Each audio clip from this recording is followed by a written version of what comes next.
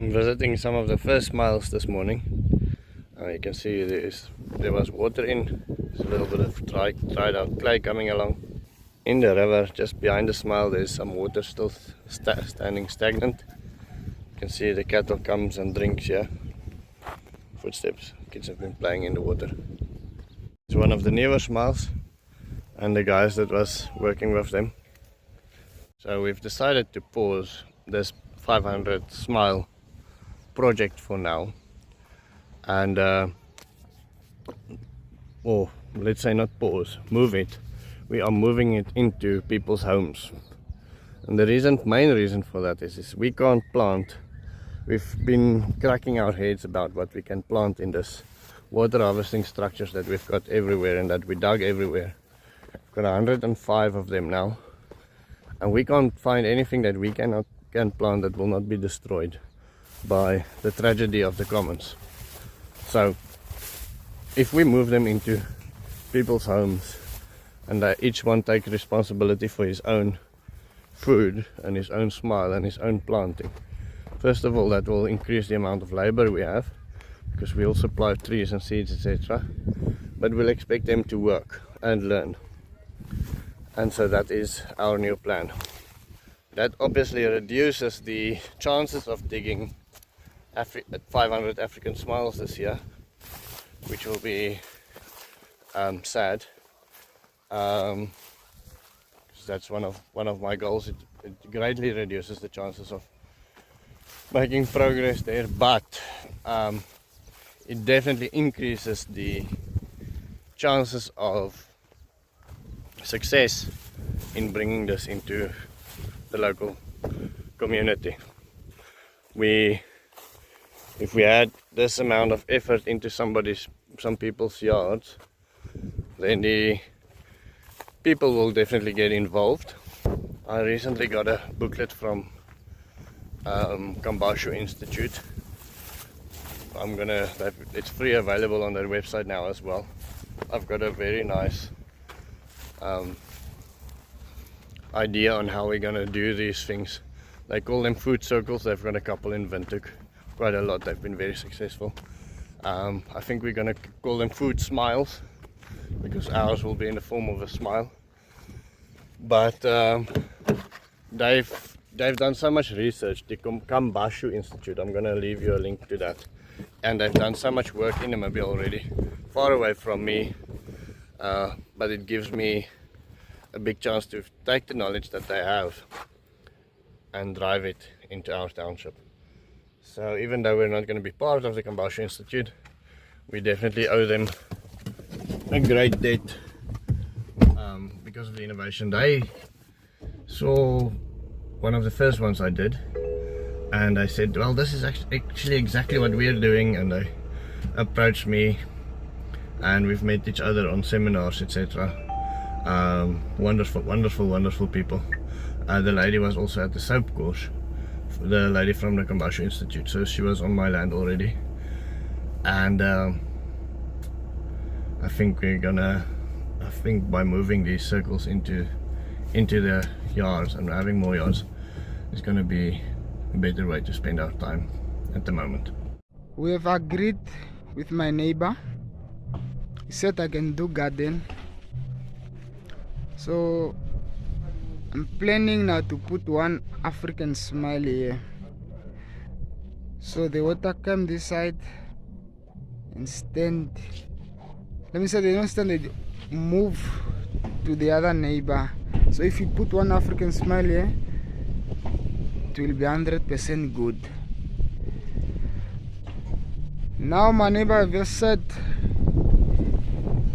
if I want, we can be able to remove this house and change it on the other side, so I can have a bigger space of the garden.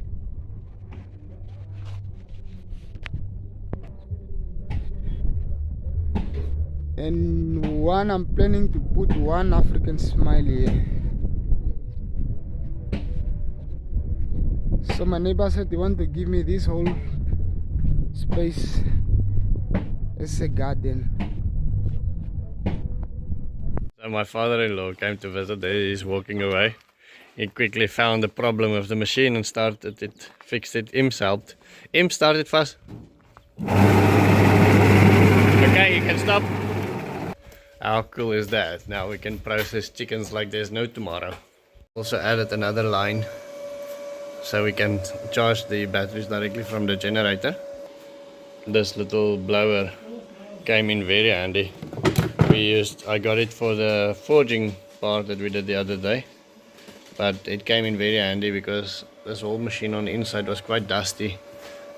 These things were closed, and up there I blew it like crazy. So this is the booklet I told you about. There's so much work that's gone in here, and they've also included some of the local languages. I assume this is Damara. This is Inca Wilkie. Ina Wilkie. What am I talking about? This is some of her people who grew the food circles, and then it goes on and on and on, and it gives you a very clear step-by-step directions on how to construct a food circle. So as you can see, it is basically an African smile with veg and fruit growing in it, and then a tree or trees behind it. Now, what's very interesting that Ina told me is they realized that if you have a top-down vision of these things, people can't see it and struggle to see it, and if you have a cut-through vision, they can't see it. So they had to redo all the drawings to come in from a 45-degree angle, because that's the way people look at the land, and so that makes it more relatable. That was just one of the interesting things. Here's what you get, and then it goes through the whole thing. It goes how to find the place, what to put in the pit, sun. It goes through everything, and then at the end, I always think, what do we do now when this person has got this smile? But they've got water batteries that they include if the people have more water, and they've got explanations on how to use the different grey water that you have. So this is definitely something that a resource that I can use to teach the people that's going to be building these things in the township as well. And that's the Kambashu Institute.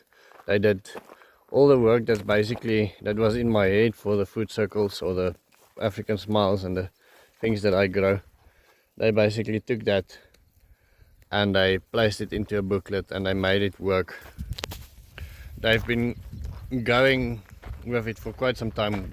I had the idea, or I made a video quite a while ago.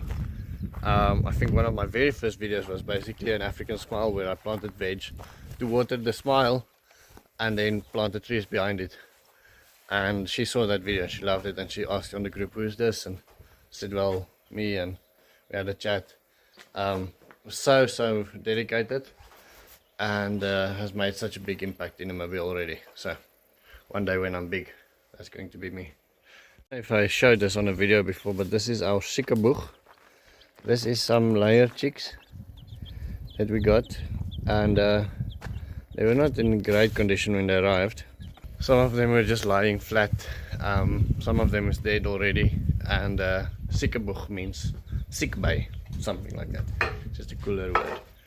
But the other ones are looking quite healthy and they're coming back stronger, so I think they're gonna do great. And for now, that's going to be the end of my story. I'll see you tomorrow.